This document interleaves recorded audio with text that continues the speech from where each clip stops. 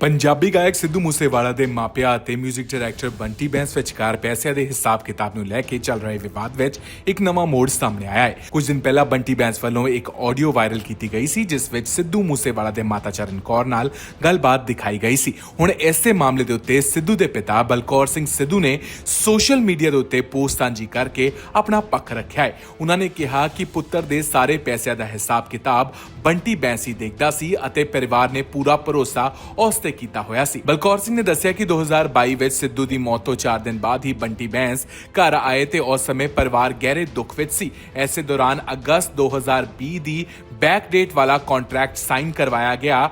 ਉਹਨਾਂ ਨੇ ਸਵਾਲ ਕੀਤੇ ਤਾਂ ਉਸ ਸਮੇਂ ਜਲਦਬਾਜ਼ੀ ਵਿੱਚ ਦਸਤਖਤ ਕਰਾਉਣ ਦੀ ਲੋੜ ਦੱਸੀ ਗਈ। ਉਹਨਾਂ ਨੇ ਇਹ ਵੀ ਕਿਹਾ ਕਿ ਸਾਰੇ ਪੈਸਿਆਂ ਦਾ ਲੈਣ ਦੇਣ ਦੀ ਰਿਪੋਰਟ ਬੰਟੀ ਬੈਂਸ ਕੋਲ ਹੁੰਦੀ ਹੈ। ਪਰਿਵਾਰ ਨੇ ਕਿਹਾ ਕਿ ਉਹਨਾਂ ਦੀ ਸ਼ਬੀਰ ਜਾਂ ਗੁਰਪ੍ਰੀਤ ਨਾਲ ਕੋਈ ਡੀਲਿੰਗ ਨਹੀਂ ਸੀ ਅਤੇ ਸਾਰਾ ਕੰਮ ਬੰਟੀ ਬੈਂਸ ਰਾਹੀਂ ਹੀ ਹੁੰਦਾ ਸੀ। ਬਲਕੌਰ ਸਿੰਘ ਨੇ ਪੋਸਟ ਵਿੱਚ ਲਿਖਿਆ ਕਿ ਬੰਟੀ ਬੈਂਸ 2020 ਵਿੱਚ ਕੰਮ ਮੰਗਣ ਆਇਆ ਸੀ ਅਤੇ ਸਿੱਧੂ ਨੇ ਉਸ ਤੇ ਭਰੋਸਾ ਕਰਕੇ ਸਾਰਾ ਕੰਮ ਉਸ ਨੂੰ ਦੇ ਦਿੱਤਾ ਸੀ। ਜੇ ਕੋਈ ਗਲਤ ਕੰਮ ਹੋ ਰਿਹਾ ਸੀ ਤਾਂ ਪਰਿਵਾਰ ਨੂੰ ਸਮੇਂ ਸਿਰ ਦੱਸਣਾ ਉਸ ਦੀ ਜ਼ਿੰਮੇਵਾਰੀ ਸੀ। ਉਹਨਾਂ ਨੇ ਕਿਹਾ ਕਿ ਪਰਿਵਾਰ ਕਿਸੇ ਨੂੰ ਬਦਨਾਮ ਨਹੀਂ ਕਰਨਾ ਚਾਹੁੰਦਾ, ਸਿਰਫ ਪੂਰਾ ਹਿਸਾਬ ਕਿਤਾਬ ਸਾਫ਼ ਚਾਹੁੰਦਾ ਹੈ। ਉਹਨਾਂ ਨੇ ਅਪੀਲ ਕੀਤੀ ਕਿ ਸਾਰੇ ਸੰਬੰਧਿਤ ਲੋਕ ਇਕੱਠੇ ਬੈਠ ਕੇ ਹਿਸਾਬ ਕਿਤਾਬ ਨੂੰ ਸਪਸ਼ਟ ਕਰਨ। ਅੰਤ ਵਿੱਚ ਉਹਨਾਂ ਨੇ ਲੋਕਾਂ ਦਾ ਧੰਨਵਾਦ ਕੀਤਾ ਜੋ ਇਸ ਮਾਮਲੇ ਦੇ ਵਿੱਚ ਪਰਿਵਾਰ ਦਾ ਸਾਥ ਦੇ ਰਹੇ ਨੇ ਅਤੇ ਕਿਹਾ ਕਿ ਉਹਨਾਂ ਨੂੰ ਸਿਰਫ ਇਨਸਾਫ ਚਾਹੀਦਾ ਹੈ।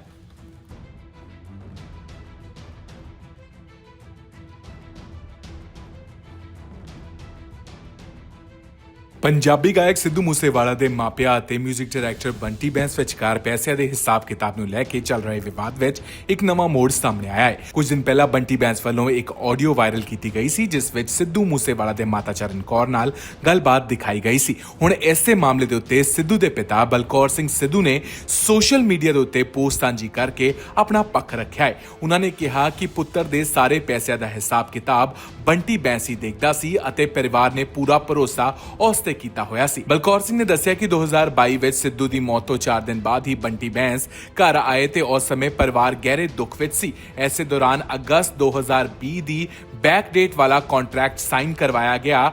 ਉਹਨਾਂ ਨੇ ਸਵਾਲ ਕੀਤੇ ਤਾਂ ਉਸ ਸਮੇਂ ਜਲਦਬਾਜ਼ੀ ਵਿੱਚ ਦਸਤਖਤ ਕਰਾਉਣ ਦੀ ਲੋੜ ਦੱਸੀ ਗਈ। ਉਹਨਾਂ ਨੇ ਇਹ ਵੀ ਕਿਹਾ ਕਿ ਸਾਰੇ ਪੈਸਿਆਂ ਦਾ ਲੈਣ ਦੇਣ ਦੀ ਰਿਪੋਰਟ ਬੰਟੀ ਬੈਂਸ ਕੋਲ ਹੁੰਦੀ ਹੈ। ਪਰਿਵਾਰ ਨੇ ਕਿਹਾ ਕਿ ਉਹਨਾਂ ਦੀ ਸ਼ਬੀਰ ਜਾਂ ਗੁਰਪ੍ਰੀਤ ਨਾਲ ਕੋਈ ਡੀਲਿੰਗ ਨਹੀਂ ਸੀ ਅਤੇ ਸਾਰਾ ਕੰਮ ਬੰਟੀ ਬੈਂਸ ਰਾਹੀਂ ਹੀ ਹੁੰਦਾ ਸੀ। ਬਲਕੌਰ ਸਿੰਘ ਨੇ ਪੋਸਟ ਵਿੱਚ ਲਿਖਿਆ ਕਿ ਬੰਟੀ ਬੈਂਸ 2020 ਵਿੱਚ ਕੰਮ ਮੰਗਣ ਆਇਆ ਸੀ ਅਤੇ ਸਿੱਧੂ ਨੇ ਉਸ ਤੇ ਭਰੋਸਾ ਕਰਕੇ ਸਾਰਾ ਕੰਮ ਉਸ ਨੂੰ ਦੇ ਦਿੱਤਾ ਸੀ। ਜੇ ਕੋਈ ਗਲਤ ਕੰਮ ਹੋ ਰਿਹਾ ਸੀ ਤਾਂ ਪਰਿਵਾਰ ਨੂੰ ਸਮੇਂ ਸਿਰ ਦੱਸਣਾ ਉਸ ਦੀ ਜ਼ਿੰਮੇਵਾਰੀ ਸੀ। ਉਹਨਾਂ ਨੇ ਕਿਹਾ ਕਿ ਪਰਿਵਾਰ ਕਿਸੇ ਨੂੰ ਬਦਨਾਮ ਨਹੀਂ ਕਰਨਾ ਚਾਹੁੰਦਾ, ਸਿਰਫ ਪੂਰਾ ਹਿਸਾਬ ਕਿਤਾਬ ਸਾਫ਼ ਚਾਹੁੰਦਾ ਹੈ। ਉਹਨਾਂ ਨੇ ਅਪੀਲ ਕੀਤੀ ਕਿ ਸਾਰੇ ਸੰਬੰਧਿਤ ਲੋਕ ਇਕੱਠੇ ਬੈਠ ਕੇ ਹਿਸਾਬ ਕਿਤਾਬ ਨੂੰ ਸਪਸ਼ਟ ਕਰਨ। ਅੰਤ ਵਿੱਚ ਉਹਨਾਂ ਨੇ ਲੋਕਾਂ ਦਾ ਧੰਨਵਾਦ ਕੀਤਾ ਜੋ ਇਸ ਮਾਮਲੇ ਦੇ ਵਿੱਚ ਪਰਿਵਾਰ ਦਾ ਸਾਥ ਦੇ ਰਹੇ ਨੇ ਅਤੇ ਕਿਹਾ ਕਿ ਉਹਨਾਂ ਨੂੰ ਸਿਰਫ ਇਨਸਾਫ ਚਾਹੀਦਾ ਹੈ।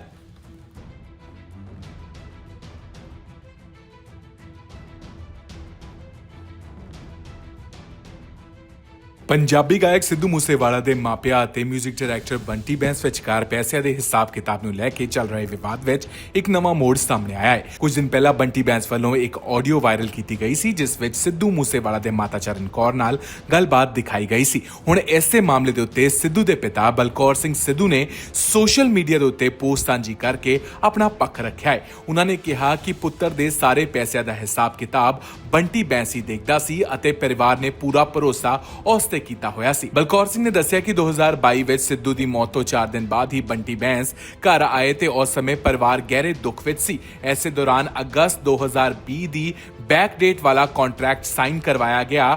ਉਹਨਾਂ ਨੇ ਸਵਾਲ ਕੀਤੇ ਤਾਂ ਉਸ ਸਮੇਂ ਜਲਦਬਾਜ਼ੀ ਵਿੱਚ ਦਸਤਖਤ ਕਰਾਉਣ ਦੀ ਲੋੜ ਦੱਸੀ ਗਈ। ਉਹਨਾਂ ਨੇ ਇਹ ਵੀ ਕਿਹਾ ਕਿ ਸਾਰੇ ਪੈਸਿਆਂ ਦਾ ਲੈਣ ਦੇਣ ਦੀ ਰਿਪੋਰਟ ਬੰਟੀ ਬੈਂਸ ਕੋਲ ਹੁੰਦੀ ਹੈ। ਪਰਿਵਾਰ ਨੇ ਕਿਹਾ ਕਿ ਉਹਨਾਂ ਦੀ ਸ਼ਬੀਰ ਜਾਂ ਗੁਰਪ੍ਰੀਤ ਨਾਲ ਕੋਈ ਡੀਲਿੰਗ ਨਹੀਂ ਸੀ ਅਤੇ ਸਾਰਾ ਕੰਮ ਬੰਟੀ ਬੈਂਸ ਰਾਹੀਂ ਹੀ ਹੁੰਦਾ ਸੀ। ਬਲਕੌਰ ਸਿੰਘ ਨੇ ਪੋਸਟ ਵਿੱਚ ਲਿਖਿਆ ਕਿ ਬੰਟੀ ਬੈਂਸ 2020 ਵਿੱਚ ਕੰਮ ਮੰਗਣ ਆਇਆ ਸੀ ਅਤੇ ਸਿੱਧੂ ਨੇ ਉਸ ਤੇ ਭਰੋਸਾ ਕਰਕੇ ਸਾਰਾ ਕੰਮ ਉਸ ਨੂੰ ਦੇ ਦਿੱਤਾ ਸੀ। ਜੇ ਕੋਈ ਗਲਤ ਕੰਮ ਹੋ ਰਿਹਾ ਸੀ ਤਾਂ ਪਰਿਵਾਰ ਨੂੰ ਸਮੇਂ ਸਿਰ ਦੱਸਣਾ ਉਸ ਦੀ ਜ਼ਿੰਮੇਵਾਰੀ ਸੀ। ਉਹਨਾਂ ਨੇ ਕਿਹਾ ਕਿ ਪਰਿਵਾਰ ਕਿਸੇ ਨੂੰ ਬਦਨਾਮ ਨਹੀਂ ਕਰਨਾ ਚਾਹੁੰਦਾ, ਸਿਰਫ ਪੂਰਾ ਹਿਸਾਬ ਕਿਤਾਬ ਸਾਫ਼ ਚਾਹੁੰਦਾ ਹੈ। ਉਹਨਾਂ ਨੇ ਅਪੀਲ ਕੀਤੀ ਕਿ ਸਾਰੇ ਸੰਬੰਧਿਤ ਲੋਕ ਇਕੱਠੇ ਬੈਠ ਕੇ ਹਿਸਾਬ ਕਿਤਾਬ ਨੂੰ ਸਪਸ਼ਟ ਕਰਨ। ਅੰਤ ਵਿੱਚ ਉਹਨਾਂ ਨੇ ਲੋਕਾਂ ਦਾ ਧੰਨਵਾਦ ਕੀਤਾ ਜੋ ਇਸ ਮਾਮਲੇ ਦੇ ਵਿੱਚ ਪਰਿਵਾਰ ਦਾ ਸਾਥ ਦੇ ਰਹੇ ਨੇ ਅਤੇ ਕਿਹਾ ਕਿ ਉਹਨਾਂ ਨੂੰ ਸਿਰਫ ਇਨਸਾਫ ਚਾਹੀਦਾ ਹੈ।